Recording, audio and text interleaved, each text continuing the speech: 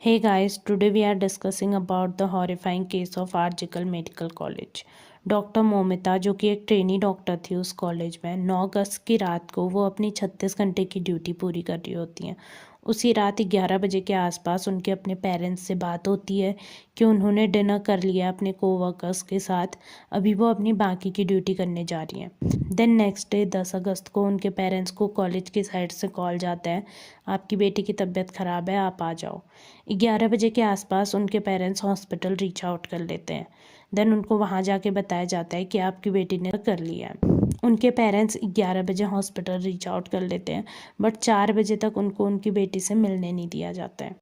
Then college की side से declare कर दिया जाता है कि आपकी बेटी ने लिया है, बट वहाँ के स्टूडेंट प्रोटेस्ट करने लगते हैं कि उन्हें पोस्टमार्टम रिपोर्ट चाहिए, बट इस कॉलेज से नहीं, किसी और कॉलेज से। सो बच्चों के प्रोटेस्ट और प्रेशर से कॉलेज एक पोस्टमार्टम रिपोर्ट देती है, जिस रिपोर्ट में लिखा होता है कि डॉक्टर मोमिता का पेल्विक गर्डल टूटा हुआ है, उनकी बॉडी में काफ़ी सारी इंजरीज हैं, जो उनका चश्मे है उसके लेंसेज उनके आँख पे गड़े हुए थे, और उनकी बॉडी में 150 ग्राम ऑफ सीमन होता है, जिससे साफ पता चल रहा था कि ये एक सो केस तो नहीं है। देन वहाँ के स्टूडेंट प्रोटेस्ट करने लगते हैं। देन एंट्री होती है संजय रॉय की। पुलिस के अकॉर्डिंग ये ही डॉक्टर मोमिता के मर्डर है। पुलिस ने बताया कि जब डॉक्टर मोमिता सेमिनार कमरे में थी तो ये ही वहाँ आए थे। सीसीटीवी कैमरा के अकॉर्डिंग भी दिखता है कि ये अंदर गए थे 3 बजे के आसपास, और ये अपना ब्लूटूथ कनेक्टर वहाँ भूल जाते हैं, तो उसको कनेक्ट करते हुए पुलिस इनके फ़ोन को रीच आउट कर लेती है। बट डॉक्टर मोमिता की पोस्टमार्टम रिपोर्ट के अकॉर्डिंग उनकी बॉडी में 150 ग्राम ऑफ सीमन था, जो कि एक आदमी के 4 या 5 बार करने पर भी इतना सीमन नहीं आ सकता है। सो स्टूडेंट को बिल्कुल भी नहीं लग रहा था कि ये सिर्फ एक आदमी का काम है, क्योंकि डॉक्टर मोमिता का पेल्विक गर्डल टूटा हुआ था, जो कि एक स्ट्रॉन्गेस्ट पार्ट होता है फीमेल बॉडी का, उसको तोड़ना बहुत मुश्किल का काम है। और उनकी बॉडी में काफ़ी सारी इंजरीज थी, और संजय की बॉडी में एक भी इंजरी नहीं थी। अगर आप खुद सोचो, आपके साथ कोई ऐसे करे तो आप डिफेंस तो ज़रूर करोगे, और आप डिफेंस करोगे तो सामने वाले पे कुछ तो इंजरी आएगी, बट संजय की बॉडी में एक भी इंजरी नहीं थी। सो इन सारे एविडेंस से ये एक गैर केस लग रहा था।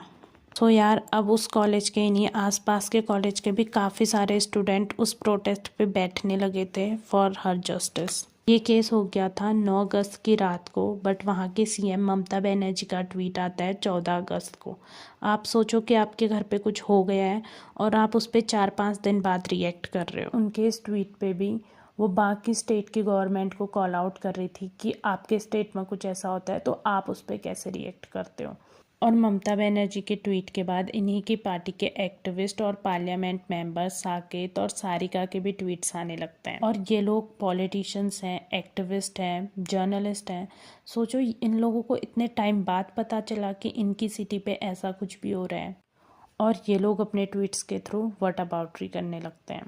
और ये लोग जगह जगह से केसेस निकालने लगते हैं कि बिहार में ये केस हो गया, उत्तराखंड में ये केस हो गया, जिससे कि लोगों का ध्यान और केसेस पे चले जाए और वेस्ट बंगाल पे कम ध्यान जाए। और सागरिका घोष के हस्बैंड राजदीप देसाई के भी ट्वीट्स आने लगते हैं, जिसपे कि वो करीना कपूर, आयुष्मान खुराना, जिन लोगों ने डॉक्टर मोमिता के केस पे बोला था, उनको कॉल आउट करने लगते हैं कि ये लोग इस चीज़ पे पॉलिटिक्स कर रहे हैं।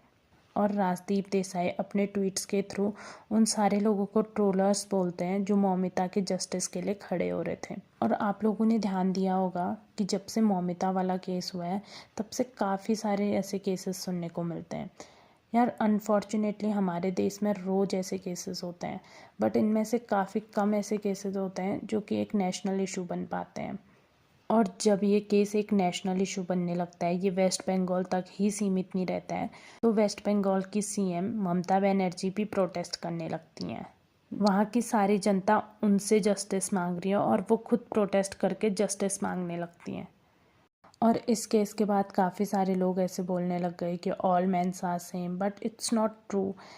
In every woman's life, there is a man, whether it's her father, brother, husband, boyfriend, friend, जिसके अराउंड आप सेफ फील करते हो। तो यार हम ये तो नहीं बोल सकते कि सब लोग सेम होते हैं, बट आप किसी भी लड़की से ये पूछो कि उनकी लाइफ में कभी कुछ ऐसा इंसिडेंट हुआ है, चाहे उनके बचपन में हो, अडल्टहुड पे हो, कभी भी, तो 100% ऑफ लड़कियों का यही होता है कि हाँ उनके साथ ऐसा हुआ है। सो यार आगे आने वाली जनरेशन को ये ना बोलना पड़े कि उन्होंने भी ऐसा देखा है, उनके साथ भी ऐसा हुआ है। इसके लिए बहुत ज़रूरी है कि जब भी देश में ऐसा हो तो इतनी कड़ी से कड़ी सज़ा मिले कि सामने वाला कभी ये सोचने की हिम्मत ही ना रखे कि मैं भी ये कर सकता हूँ। एंड डॉक्टर मौमिता का ये केस हुआ था 9 अगस्त को, और आज काफ़ी टाइम हो चुका है, अभी तक तो कुछ ऐसा रिजल्ट सामने नहीं आया। होपफुली कि उन्हें जस्टिस मिल जाए। And thanks for watching.